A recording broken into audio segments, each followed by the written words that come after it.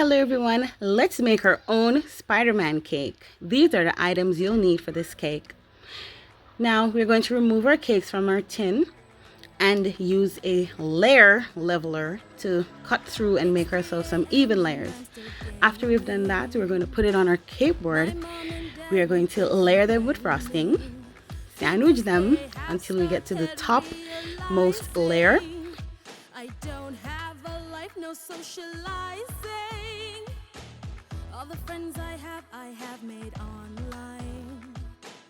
And we get to play together all the time. Now that we're finished putting our filling inside our cake, we are going to crumb coat it. Now when we crumb coat, we're locking the crumbs, so that's when we put on our final layer of icing, we don't have any crumbs visible.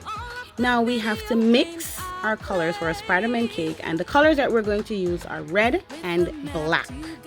Now we're going to mix these and then we start decorating our cake.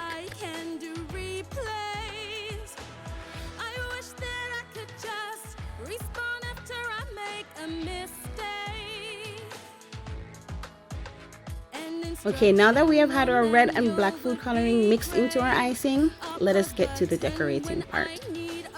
We are going to cover our cake with red frosting or icing and make it out as smooth as we possibly can. And we're going to use our palette knife to apply it, and then we use our smoother or our bench scraper to smooth off our edges and the top of the cake. All the discoveries I'm making, the reality I get to enter. Each day for me is an adventure. Now that we've smoothed off our cake, we're going to use another scraper and we're going to make our spiderweb guidelines on the top and on the sides of our cake. Life is just too demanding, so my fictional world keeps expanding.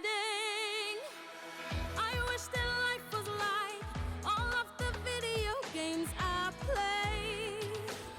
After we've making our guidelines, we're going to pipe lines for our web over those guidelines. Now we use straight lines to go down and we use curved lines to go around. Remember, we're trying to get an imagery of a spider web, so we continue until we get the desired look that we are looking for. Now we're going to cut out of our edible paper our final decorations, which are the eyes and the name tag for the cake. We are going to mount these on fondant to add a little stability, and also that the icing doesn't seep through and turn the white paper red. It's 3 a.m. and I'm still gaming. My mom and dad won't. Now we're going to place the name tag at the front of our cake, make it look really pretty, and then we fix our eyes. We're going to mount them on the fondant just as we did, cut them out, shape them up, place them on top of our cake, and there you made your Spider-Man cake.